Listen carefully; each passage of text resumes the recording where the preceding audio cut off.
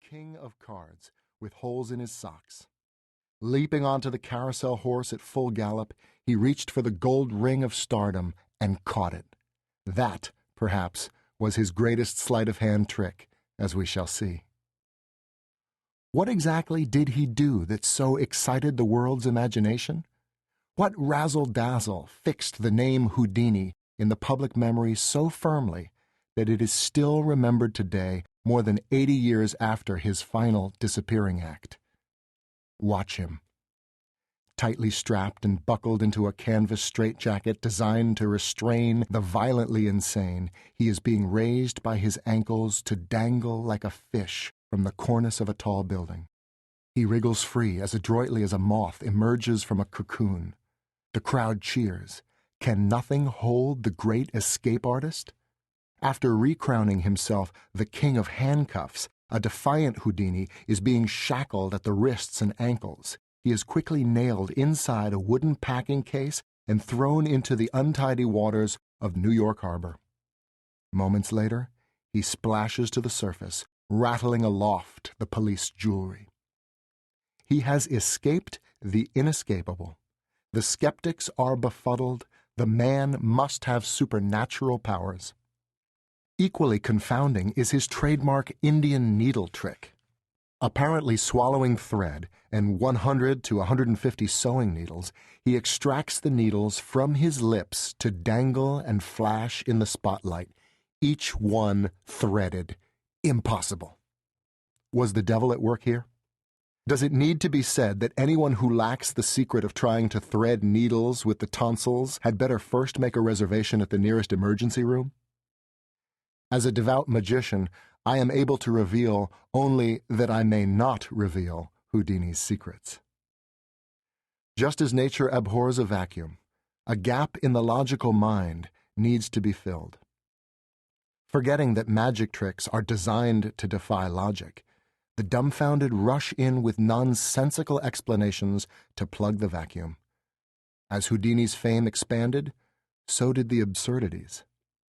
If Houdini wasn't in league with old Splitfoot, perhaps he could shrink himself like a cheap suit of clothes to allow chains and handcuffs to drop off. Even better, maybe he could dematerialize himself, like so much fog to slip through the bars of a jail. So insisted Sir Arthur Conan Doyle, author of the Sherlock Holmes stories. These exposés were harmless enough, and Houdini must have smiled to himself, for he knew how his tricks were really done. At the same time, the faux secrets were demeaning, for they dismissed the magician's hard-won sleight-of-hand skills and mastery of the arts of fooling the socks off people. Houdini was the grand guru of magic. He didn't need the unseen assistance of sprites, spirits, and imps. It is said that you know you are truly famous when the deranged imagine that they are you. Once Houdini's exploits blazed across newspaper headlines, the opportunists, the cunning, the nutcases, and the jealous emerged like theatrical chameleons.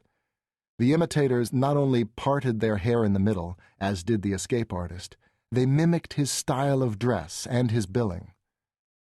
There were more self-crowned kings of handcuffs before the footlights than in all the royal houses of Europe, 100 in England alone.